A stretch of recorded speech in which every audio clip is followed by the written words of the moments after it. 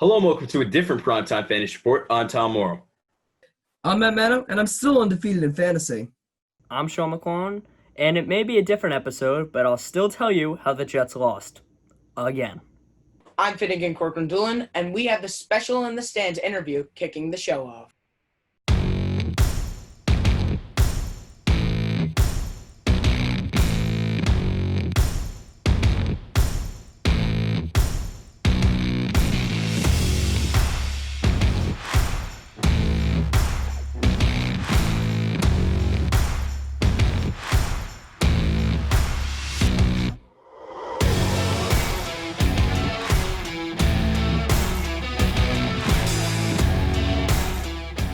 So hello and welcome to BMB's Primetime Fantasy Report. Kicking the show off, we have a special guest, a man with 20 years of fantasy experience, a 10-time fantasy champion title winner, my cousin Chris Desanto. So welcome to the show, Chris. Hey, what's up, Tommy? Thanks for having me. No problem. So you got into fantasy at a very young age. How come? Well, I just always had a love for sports. It's basically almost like a tradition in my family where, my older cousin, your father, Todd, he was a big part of getting me into it. Then other like uncles, my father's into sports, but really mainly it was Todd, to be honest. With your 20 years of experience, what are a few pieces of advice for fantasy managers today and, kids even getting into fantasy football? If you're really looking to get into it, it would be good to pay attention to when you're watching the games on Sundays and even on a Monday or Thursday night, to pay attention to that. And just sometimes like I say, there's always there's a production level, you can kind of how fantasy is, you could put a number on it. It's almost, some people compare it kind of like stocks. So you may not even have to watch the game. You could just kind of look at what the numbers are sometimes and value a guy. But there's always a thing, I say, and it's used more, I guess, in the sports world of scouts or coaches, the eye test. So when you're actually watching him play, you could at least that's what I call the eye test, is you see what he's doing, even if it's not leading to so much production on the field yet. You could at least see this guy definitely he may be getting close to a breakaway game or even a breakaway season. And you know what I mean? You may not always, a rookie may not always pan out his rookie year or even his second year. It may take a few years for him to develop. But if you could see that guy could possibly be good, it's always good to try to be ahead of the curve on that. All right, Chris. So just about half of the season is in the books for the NFL. And Week 10 is coming up here Sunday. Well, actually starts Thursday, but main games are Sunday. I'm going to toss some players at you, and you're going to tell them start them or sit them, one or the other.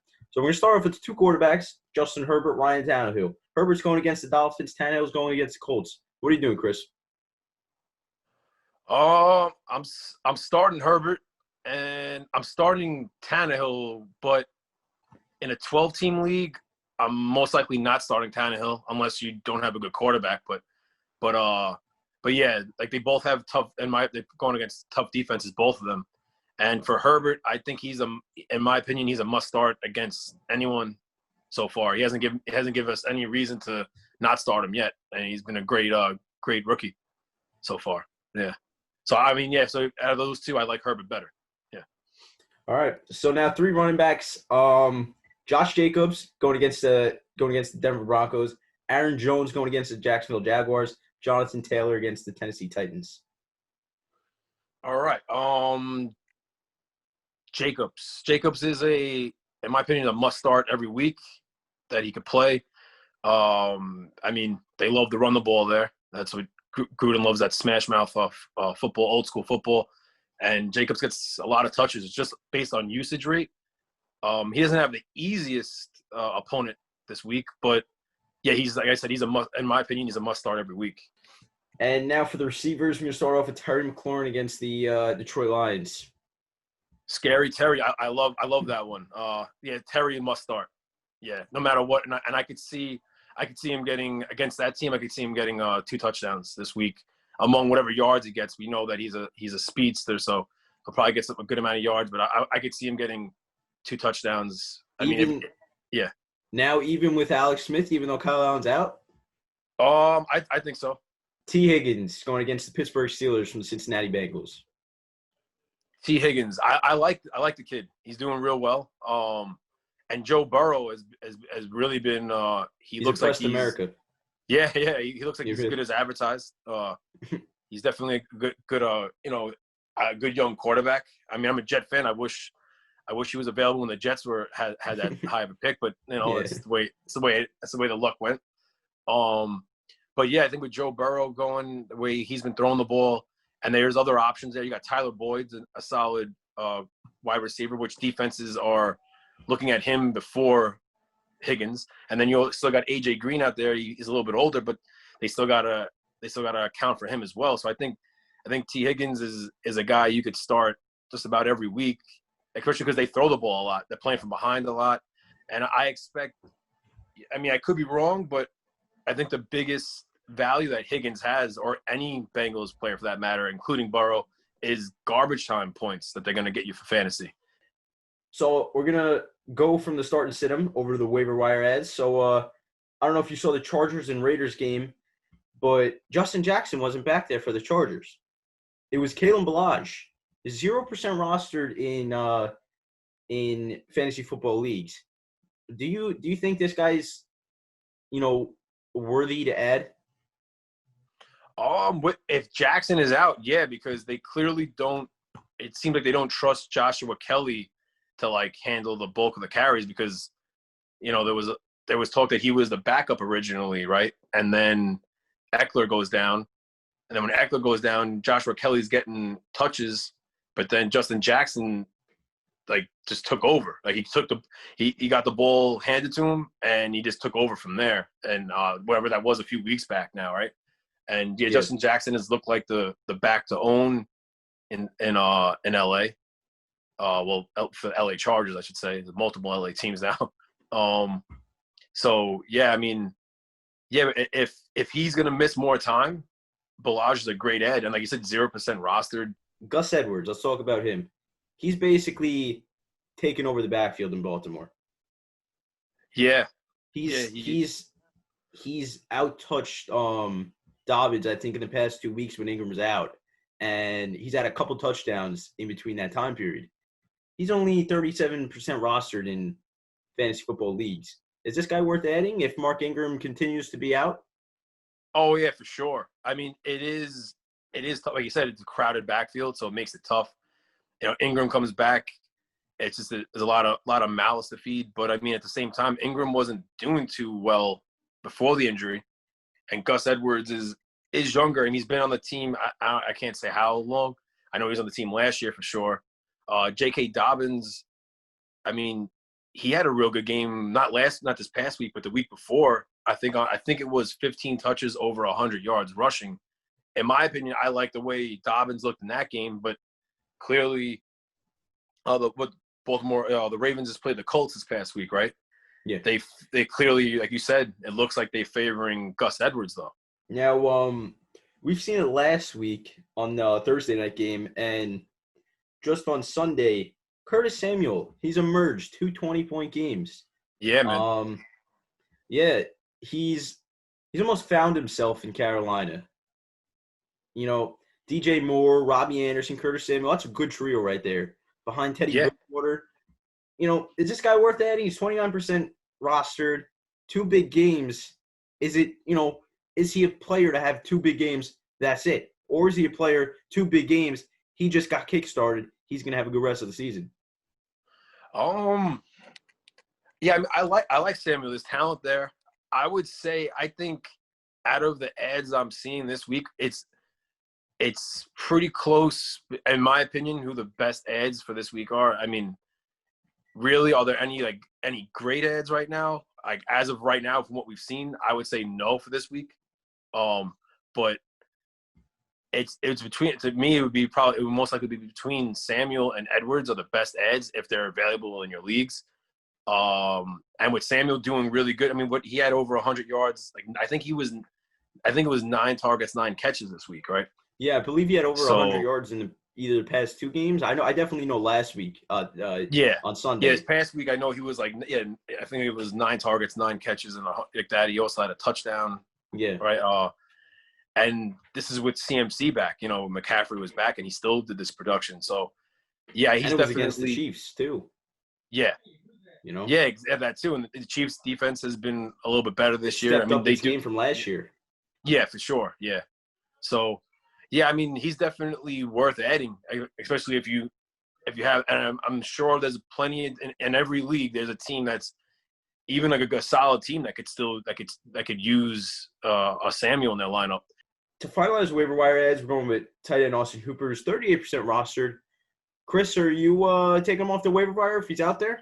I definitely like Hooper as long as he stays healthy. If he's back and he's healthy, ready to go, I like him the rest of the season. To be honest, as a solid tight end guy to start. I mean, the Browns they need to replace Odell somehow. Higgins and what was Peoples-Jones didn't do too well in their first games with as bigger options than they were in the past. So you're looking at that. I mean, they are wide receivers, but I think Hooper is going to take targets away from everyone on that team. And like I said, and in the red zone, I think, I personally think he's good. He's good to start as long as he's healthy tight end the rest of the year. So, Chris, before we wrap it up, any last words or advice for this week or the rest of the season for fantasy managers? You gotta keep your like they say, ears to the ground, and gotta be on top of the waiver wire stuff like we just talked about. You never know I foresee usually how these, like you said, with the experience of what I've seen in past years, there's always going to be some waiver wire ads late in season. Even if you're in the playoffs, during the playoffs, may become big because injuries happen, or just a guy comes on the scene that maybe he's a rookie, like a Rieger right now, right? Yeah. Maybe he may become a fantasy playoff star, Big time contender. Yeah, you don't know, but he could definitely help for sure. I think like a guy like that could come on the scene a little bit late, even though if he is going to be added more this week. But yeah, that's one thing you definitely gotta is be on top of the waiver wire. If your league has your waiver priorities right now, you may want to sit back and if you have the number one spot right now, there may not actually be a guy to waste waiver priority number one on, if that's how you do it. Or in the league I'm in, we have FAB, as we call it, the waiver dollars.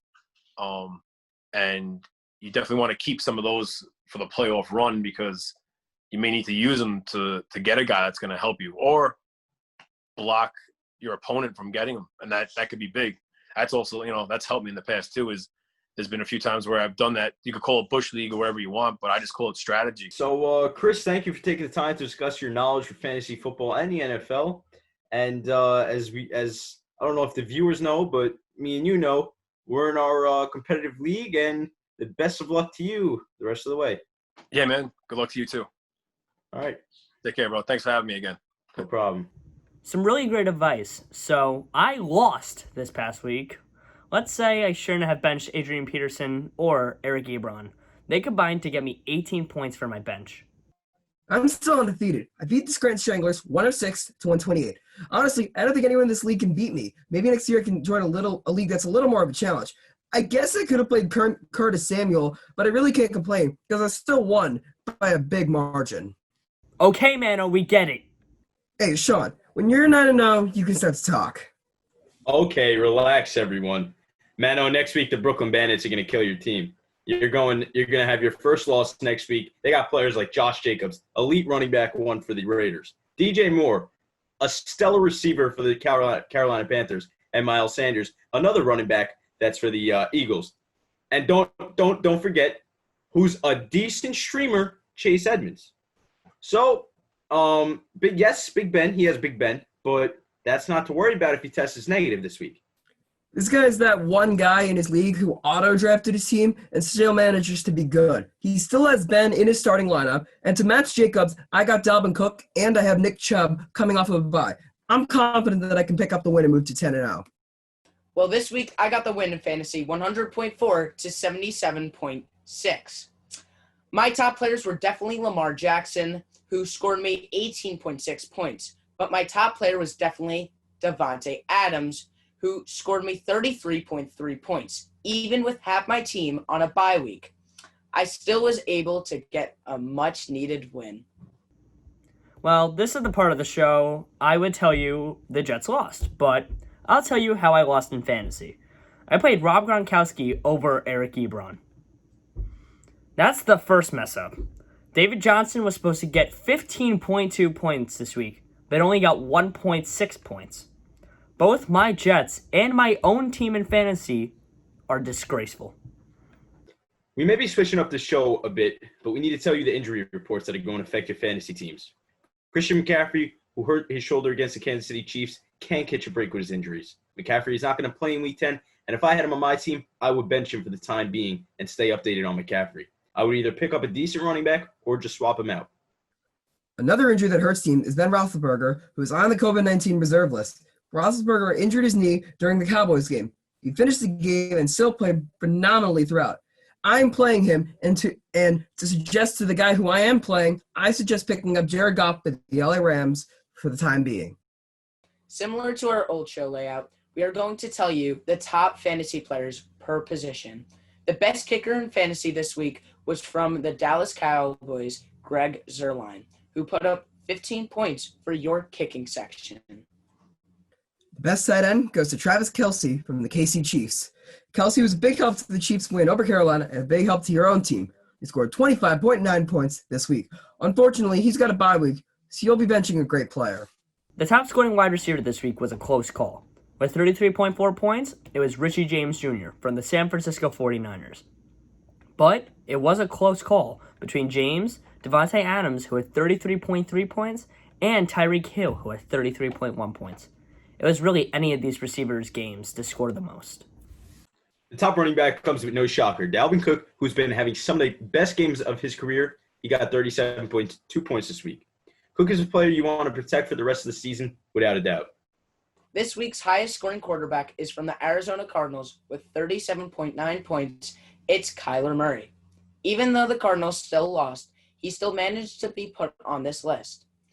Right behind him was Josh Allen with 36 points. Murray has been having a phenomenal season. Like the previous episodes, we will tell you all the news and rumors around the NFL. With the NFL teams, we're starting off the Arizona Cardinals, where they took a loss against the Miami Dolphins this past week in a very close game. Quarterback Kyler Murray threw for 283 yards and 3 touchdowns, and ran in for one himself. The Cardinals take on the Bills next week in a close one. The Atlanta Falcons took their third win of the season against the Denver Broncos. Matt Ryan threw for 284 yards and threw 3 touchdown passes and got your team 22.36 points.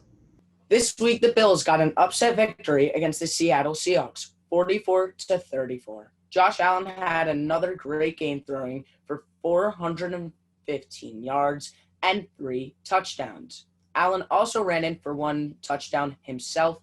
Bills take on the Murray and the Cardinals next week. Josh Allen was able to get 36 fantasy points. The Ravens add another win to their season, improving their record to 6-2 with the victory over the Indianapolis Colts. Lamar Jackson ran in for a touchdown, but only threw for 170 yards. It was the defense who really stepped up for the Ravens this week to get a tough win over Indy. Even with Christian McCaffrey returning, it wasn't enough to defeat the defending Super Bowl champs. The Panthers did, however, put up quite the fight, only losing by 2 points. Unfortunately, Christian McCaffrey won't be playing for your team next week, but he got 37 points in his return week. This week, the Bengals had a bye week, and next week, they take on the undefeated Pittsburgh Steelers. Defensive end Sam Hubbard just got cleared to play next week. The Chicago Bears took their third loss in a row this past Sunday, losing to Ryan Tannehill and Derrick Henry. The Bears are in discussion to have the worst offense this season. Many Bear fans want Matt Nagy and Ryan Pace fired soon. Another team that lost was the Dallas Cowboys, who put up a great fight against the Pittsburgh Steelers. Former AAF quarterback Garrett Gilbert put up quite the show against the veteran Big Ben. The Cowboys have bye week in Week 10, and Zeke Elliott has unfortunately been going down in points as the Cowboys are getting worse. He only got 8.9 points rather than his previous high, 27.7. On the other hand, the Steelers got the win and improved to 8-0. Can the Steelers keep improving and go undefeated? Or will teams like the Ravens and Bills say otherwise? The Denver Broncos took the loss in a previously mentioned game against the Falcons. Good news for Jerry Judy, who has been nominated for NFL Rookie of the Week. Jerry Judy has been a huge help to this Broncos offense and your team in fantasy. The rookie's got his career high in Week 9 with 25.5 points. The Detroit Lions lost to division rivals Minnesota Vikings. The Lions' defense has been no help to their season. Many say this defense can't get any worse. We'll just have to see what happens for the rest of the season. This past Thursday, the Green Bay Packers became the first seed in NFC North Division with their win against the 49ers, who had been very prone to injuries. Rodgers threw for 305 yards and threw 4 touchdown passes. Rodgers was able to get 28.9 fantasy points against the 49ers. The Texans were able to get their second win over the Jacksonville Jaguars. Will Fuller and Deshaun Watson both put up over 20 fantasy points. The Texans are now 2-6 for the season, putting them up in position for a great draft pick this offseason. That will end up going to the Miami Dolphins. As previously mentioned, the Colts took a loss to the Baltimore Ravens. The main talking points for the Colts was Philip Rivers, who got attacked by the turf monster. This isn't the first time he made an appearance, and probably won't be his last. The Jaguars lost another game and have been an all-around terrible year for them. The big player of the Jaguars this year has been wide receiver DJ Chark Jr., who got 27.6 fantasy points. This week, the Chiefs got their 8th win of the season, winning a close game against the Panthers. All the Chiefs players have been doing wonders for your fantasy team, including but definitely not limited to Patrick Mahomes, Tyreek Hill, Travis Kelsey, and the list goes on. Surprisingly, the Miami Dolphins have been having a great season. They won a close game of the Arizona Cardinals. If Tua Tagovailoa is still on the waiver wire, I'd grab him if your quarterback isn't doing too hot. The Vikings have slightly improved their record to 3-5. We can't mention the Vikings without mentioning one of the best running backs in the league, Dalvin Cook. Cook scored 2 touchdowns and ran for another 200-plus yard game with 39.6 fantasy points. My New York Jets almost beat the Patriots. Sean, stop. You didn't end up winning. The Jets didn't end up winning. They're 0-9, and this game proves that they can't have anything good in this world. I'm surprised that Newton didn't end up fumbling the game away. And that 12-man on the field call really showed that it's the Jets and they can't have anything good in this world. I also want to give a shout out to Jacoby Myers, who had a bunch of clutch catches, set up the game-winning field goal for Nick Folk. In a surprising fashion, the Saints dominated the Bucs 39-3. Drew Brees scored 22 fantasy points and threw 4 touchdown passes, giving him a lead in the race for most touchdown passes. Brees has 564 touchdown passes, while Brady has 561. This week, Big Blue got their second victory of the season over the Washington football team. Daniel Jones is now 4-0 against the Washington football team, but 1-17 over every other team. Not the best start to the NFL career, but Jones is definitely improving every game. And it is that time again. The Jets are now 0-9. Yes, they almost won. Did they? No. But hey, number 1 draft pick, here we go. For the first time since 2002, the Raiders have a chance to make the playoffs. The team has been having some really great chemistry recently and could be heading in the right direction. This past week, the Eagles had a bye week and take on the Giants this week, Week 10. The Eagles are still in first place in the NFC East, or as many call it, the NFC Least. Like previously mentioned last episode, the Chargers are becoming the next Falcons. This is the 5th time this season they blew a great lead. Justin Herbert continues to improve and got 23.44 fantasy points. He's been a great rookie for your fantasy team, and I would definitely put him in against the Dolphins and definitely in the Rookie of the Year conversation. The 49ers lost this past Thursday night against the Packers on Thursday night's Primetime Football Showdown. Wide receiver Richie James was able to get 33.4 fantasy points this week. This was James' best NFL start, and he hit the ground running. This week, the Seahawks took their second loss of the season against the Bills. Wilson had one of his lower performances, only scoring 22 fantasy points. Metcalf got 23.8 points. Next week, the Hawks take on the Los Angeles Rams. Speaking of the Rams, they are coming off a bye week, which could be able to help them topple the Seahawks. The Tampa Bay Buccaneers took a horrible loss. This game was Tom Brady's first blowout loss. Some Bucs fans thought they were watching Jameis Winston instead of the GOAT, who threw 3 bad interceptions. This was Antonio Brown's first game back, and it didn't go as expected. He might be some bad luck for the Bucs season. He might have messed up the chemistry. Tom Brady, his worst fantasy performance ever, only scoring 2.36 fantasy points. That's insane to think.